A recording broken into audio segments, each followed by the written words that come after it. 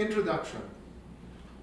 Our prosperity as a nation depends upon the personal financial prosperity of each of us as individuals. By George Samuel Clayson. Our country can only be truly rich if we are rich. The Retelling of the Richest Man in Babylon is a storybook for kids from 1 to 92. It's for everyone who wants to be rich. Older kids, students, young workers, old workers, and all who read this book will learn and relearn that the secret to being rich is not a secret at all, for it has been out there thousands of years ago. In 1926, George Samuel Clayson wrote a series of pamphlets on how to become rich. They were parables set in ancient Babylon. The pamphlets were put together in a book, and the carrier parable, The Richest Man in Babylon, became a classic. This is where the most famous personal financial mantra came from: pay yourself first.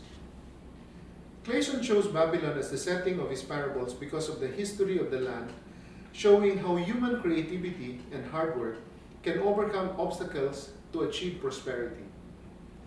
Babylon was a dry, flat land with little or no rain. It was hard to grow anything.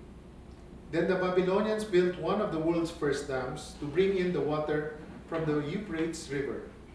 Soon they were growing the best wheat and barley.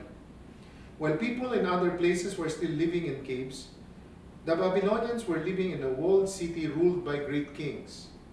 While others were still using crude tools and weapons, the Babylonians were using picks, shovels, spears, and arrows with metal heads.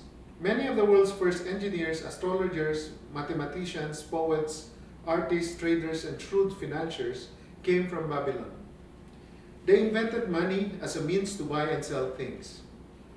They invented promissory notes as a proof of a person's debt. They invented titles to record and prove ownership of a property. And because paper had not yet been invented, they wrote these notes, titles, and their laws on clay tablets. Today, Babylon no longer exists. In 540 BC, Cyrus the Great from Persia conquered the city. Fortunately, modern men dug up the clay tablets and other things used by the Babylonians. Their clay tablets gave us a peek into their lives and allowed us to learn great lessons from the wealthiest city of the ancient world. After thousands of years, the wisdom on the clay tablets still endures. Money is plentiful to those who understand and follow its simple laws. These laws of money are still the same today as they were when the prosperous men walked the streets of Babylon thousands of years ago.